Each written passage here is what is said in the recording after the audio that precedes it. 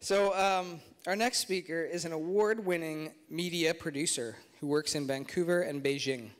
She is principal of Flow Creative, a marketing agency with a passion for inspiring the modern digital audience. Her commentary on Asia and China's internet trends have appeared in the Globe and Mail and many other international publications. She has trained extensively with some of China's most respected masters in martial arts and was a two-time gold medalist in Tai Chi at the International Chinese Martial Arts Championship in 2011. Please welcome Joanna Wong.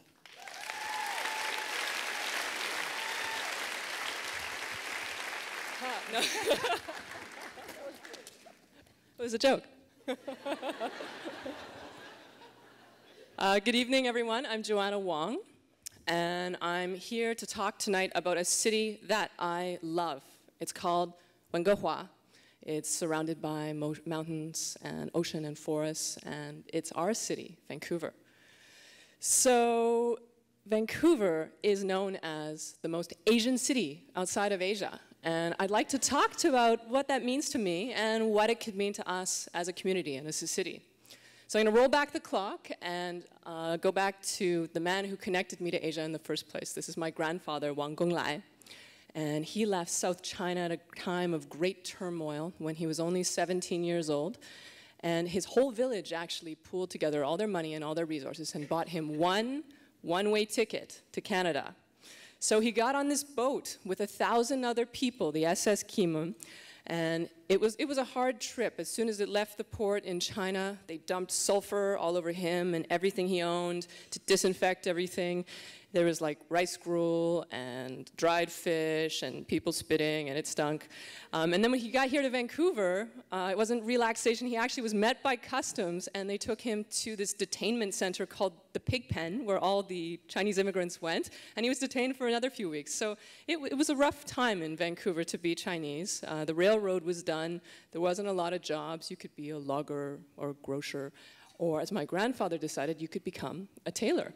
So this is his shop, Modernized Tailors. It's still here today at Pender and Carroll. And it was right in the middle of the city. Oh, we have fans. I'm very proud of the tailor shop.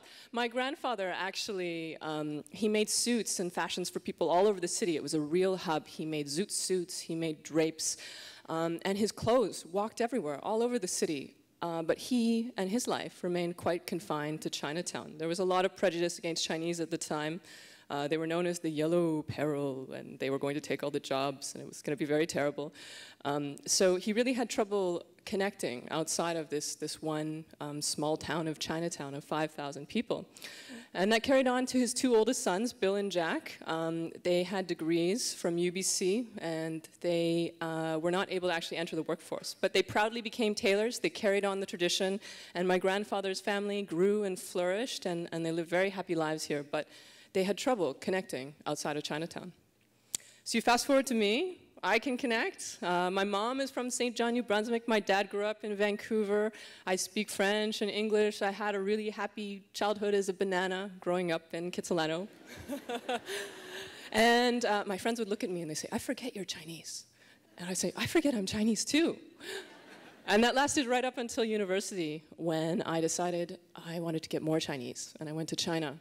And I told the love of my life, I'm just going to go for 6 months and learn to speak Chinese. I'll be right back. And it turns out I love China even more than I love the love of my life. I fell totally in love at first sight, and I stayed for the next 7 years. What was it about this place? It's hard to describe, but there's something completely intoxicating about living in a country of 1.3 billion people. There's so many dreams and so much energy, so much opportunity. I started my own company, I met incredible people, and you might think that China wouldn't accept me. I spoke Chinese kind of funny, I'm only half Chinese.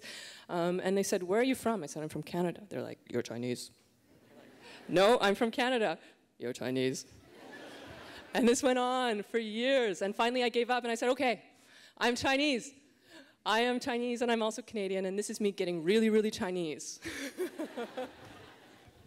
So as I moved back and forth between these two places, I noticed there were so many things that linked us together, so many really powerful connections, and they became more and more visible to me, even as they seemed invisible to a lot of the people around me.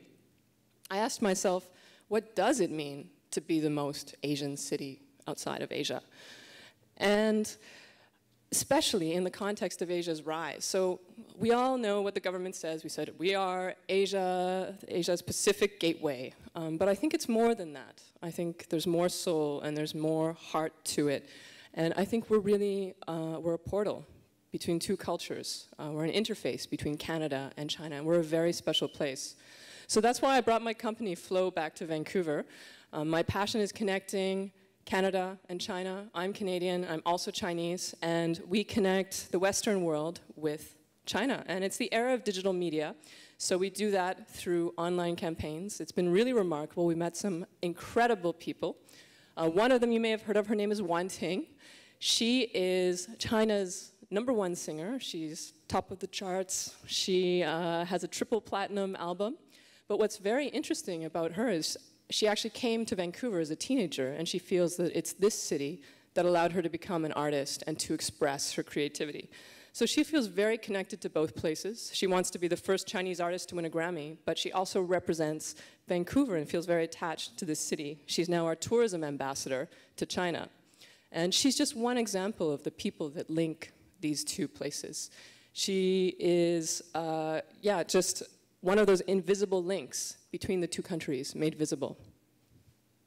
So a lot has changed since my grandfather's time.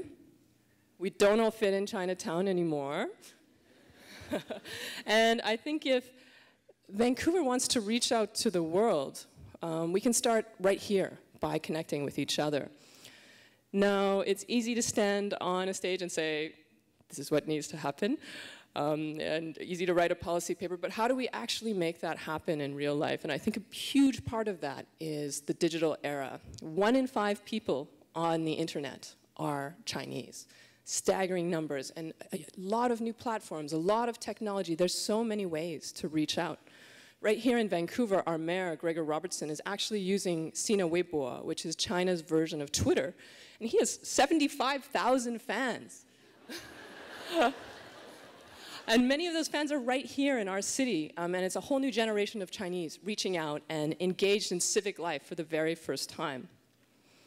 So tonight's PechaKucha is about Vancouver around the world, and I'm obviously quite passionate about Asia, and we're all passionate about different parts of the world. But if I can leave you with one message tonight, it's if you want to reach out to the world, we can start right here by connecting to each other. Thank you very much.